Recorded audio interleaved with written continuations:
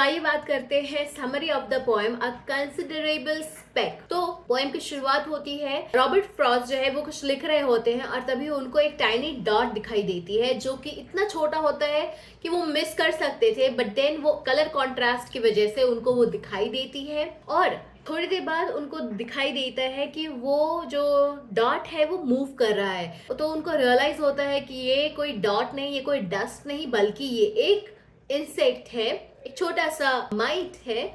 जो कि अपने आप को बचाने के लिए पोएट के कलम से दूर भागने की कोशिश करता है और वो वहां जाता है जहां पर कि पोएट ने कुछ लिखी होगी और वो अभी तक वहां की इंक गीली थी। फ्रॉस्ट को इन छोटी छोटी हरकतों से ये रियलाइज होता है कि ये जो माइक्रोस्कोपिक इंसेक्ट है, जो छोटा सा माइंड है, इसके भी अंदर एक डिसीजन मेकिंग पावर है और साथ ही सर्वाइवल इंस्टिंक्ट है, ये खुद को बचाने की कोशिश कर रहा है। तो वो जो इंसेक्ट है वो भागते भागते फाइनली वो खुले पेज के बीचों बीच पहुंच जाता है और वहां पे पहुंच के वो सरेंडर कर देता है और वो सोचता है कि भाई अब जो फ्रॉस्ट, ये जो पोएट है जो मेरी किस्मत में लिखेंगे वो तो अब वो ही होगा। तो रॉबर्ट फ्रॉस्ट सोचते हैं कि वो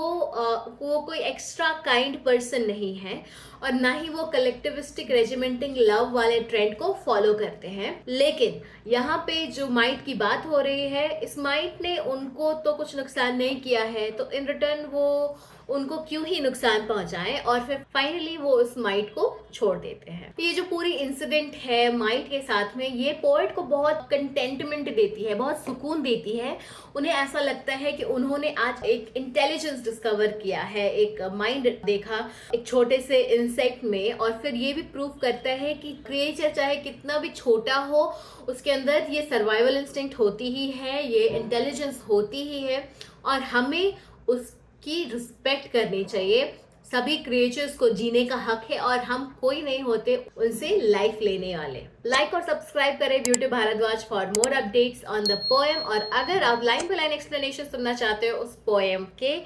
तो जाएं मेरे चैनल ब्यूटी ऑफ लैंग्वेज पर।